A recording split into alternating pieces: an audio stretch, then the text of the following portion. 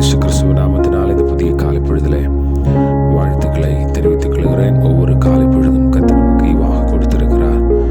இன்று யோவேலுடைய புத்தகம் 14ஆம் அதிகாரம் 2ஆம் வசனத்தை நாம் தியானிக்கலாம். வார்த்தையை கொண்டு கர்த்தரிடத்தில் திரும்புங்கள், அவரை நோக்கி தேவரின் எல்லா அக்கிரமத்தையும் நீக்கி எங்களை தயவாய் அங்கீகரித்திருளும், அப்பொழுது நாங்கள் எங்கள் உதடுகளின் காளைகளை செலுத்துவோம் என்று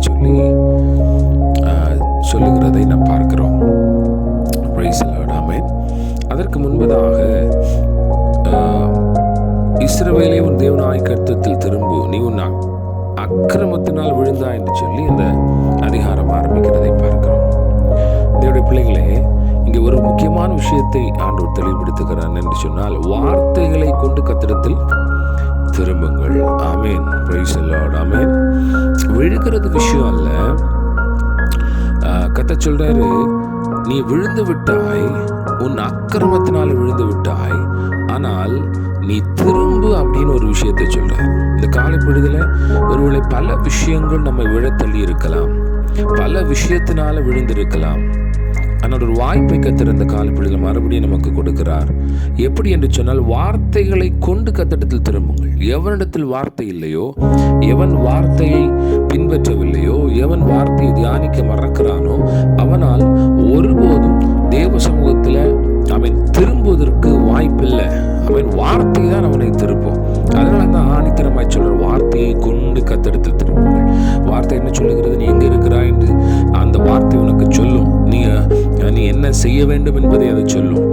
அப்படி அந்த வார்த்தையை வைத்து நீ விழுந்த இடத்திலிருந்து மறுபடியும் கர்த்தரிடத்தில் திரும்ப முடியும். Price the Lord. ஆமென்.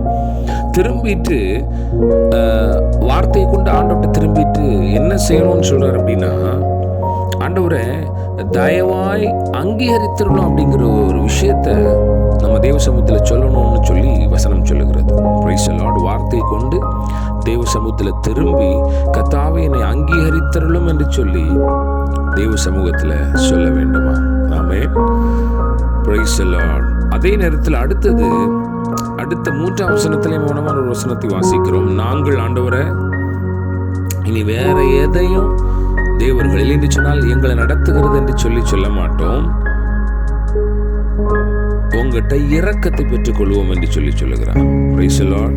எதுவுமே எங்களை ரட்சிப்பதில்லை, அசீரியா எங்களை ரட்சிப்பதில்லை. நீ கவனமாக கவனிக்கணும். அந்த வசனம் என்ன சொல்லுதுன்னா, நீ விழுந்த இடத்திலிருந்து வசனத்தை கொண்டு, வார்த்தை கொண்டு மறுபடியும் அன்று திரும்பி வா. ஆமென்.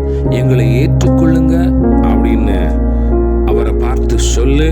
அதே நேரத்தில் எதுவும் எங்களை ரட்சிப்பதில்லை, நாங்கள் விழுந்த இடத்திலிருந்து, நாங்கள் இருக்கிற சூழ்நிலையிலிருந்து எதுவும் எங்களை ரட்சிப்பதில்லை, எதையும் நாங்கள் நாடி போவதில்லை. ஆமென். நாங்கள் பார்க்கக்கூடிய எதாலும் நாங்கள் ரட்சிக்கப்பட முடியாது. ஆகவே ஆண்டவரே, நீர் எங்களை விடுவித்தருளும், நீர் எங்களை காப்பாற்றும், எங்களுக்கு உதவி செய்யும் என்று சொல்லி அவன் சொல்லுவதற்குரிய தைரியத்தை வார்த்தையிலிருந்து பெற்றுக்கொள்ள முடியாத அழைப்பை கர்த்தர் கொடுக்கிறார். Price the Lord. ஏன் அப்படின்னா அவர் சொல்றாரு, உங்ககிட்ட வந்தவர்கள் இரக்கம் பெறுவார்கள். இந்த காலை பொழுதில் ஆண்டவரை வசனத்தை கொண்டு நான் என்னோட குடும்பம் உங்கள் சமூகத்தில் நாம் மறுபடியும் திரும்பி வருகிறோம். கர்த்தர் எங்களுக்கு இரக்கம் செய்யும். ஆமென். எங்களை அங்கீகரித்திருளும், அப்பொழுது நாங்கள் நன்றிகளை செலுத்துவோம்.